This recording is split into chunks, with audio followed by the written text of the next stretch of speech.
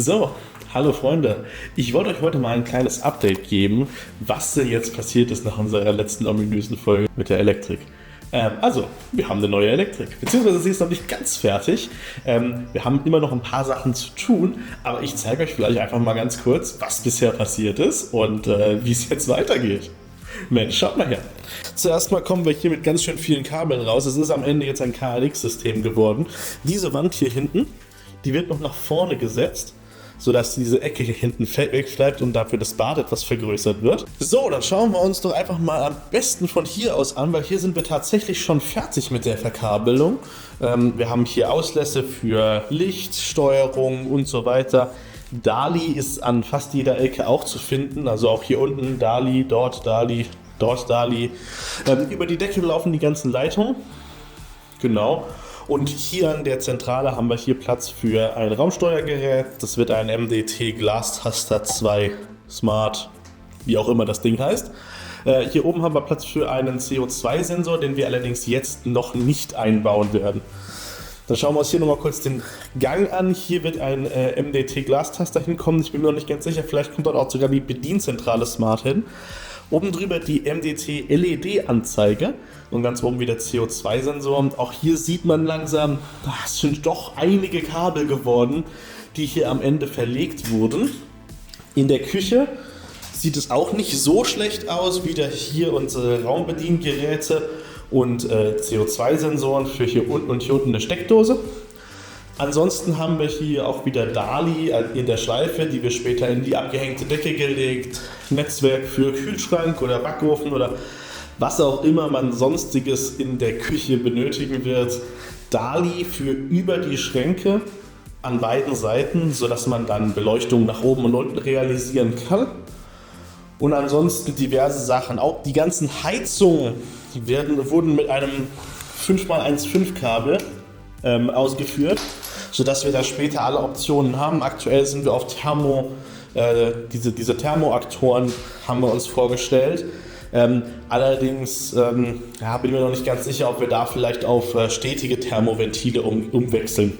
Müssen wir gucken. Leider gibt es keinen Heizkreisverteiler hier in dieser Wohnung, weshalb wir leider keine zentrale Lösung fahren können und wir jede Heizung einzeln anfahren müssen. Ja, ansonsten haben wir einen neuen Geschirrspüleranschluss und ja. Die Rollläden tatsächlich wurden jetzt auch gemacht. Das sind die mit Aluminium ausgeschraubten Rollläden mit Motoren. Habe ich einfach online bestellt, haben wir eingebaut. War überhaupt kein großer Eck. Hier im Wohnzimmer sieht es auch schon fast fertig aus.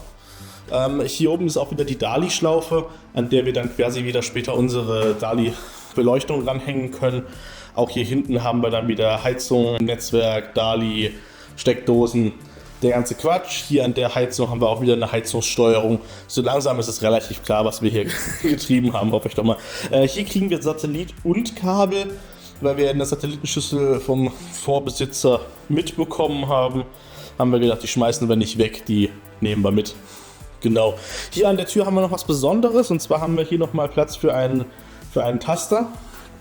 Dieser Taster wird dann nochmal ein Glastaster wahrscheinlich werden, vielleicht sogar ein Glastaster Lite, da bin ich mir noch nicht ganz sicher.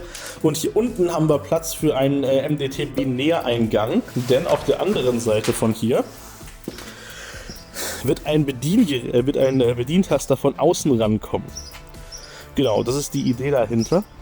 Auch hier kommen neue Steckdosen an den Balkon, an beiden Seiten. Und hier hinten wahrscheinlich sogar eine Einspeisesteckdose für dann zukünftig ein Balkonkraftwerk. Ansonsten sind wir auch hier in dem Raum fertig. Was Besonderes ist noch hier, wir haben hier eine Nothandkurbel eingebaut für den Rollladen, da dieser offiziell ein Notausgang ist. Genau. Dann geht es weiter ins Schlafzimmer. Hier sind wir noch nicht ganz fertig. Aber hier liegen auch schon mal die Kabel, hier wieder Glastaster. Hier oben ist kein CO2-Sensor, weil wir hier oben einen massiven Betonsturz haben. Da können wir leider nicht so einfach reinbohren. Aber hier wird es dann auch wieder DALI geben, oben und unten für die Schränke. Hier wieder für einen Außentaster auf der anderen Seite. Jalousien werden separat angefahren. Hier hinten wird es einen Auslass für die KNX-Busleitung geben, für unter das Bett. Da können wir ja vielleicht so Bewegungssensoren und so weiter reinbauen. Und ja, das war es dann eigentlich auch soweit hier. Was gibt's Neues im Bad? Tatsächlich nicht sonderlich viel. Es wurden Rollladen eingebaut von mir. Der wird dann hier oben verklemmt in der Ecke. Und es wurde vorbereitet für die Heizung, dass da ein Loch gelegt wird. Aber mehr ist hier tatsächlich noch nicht passiert. Genau. Das war's dann eigentlich auch im Großen und Ganzen für das Update für diese Woche. Ich habe absolut keine Ahnung, wann das nächste Update kommen wird.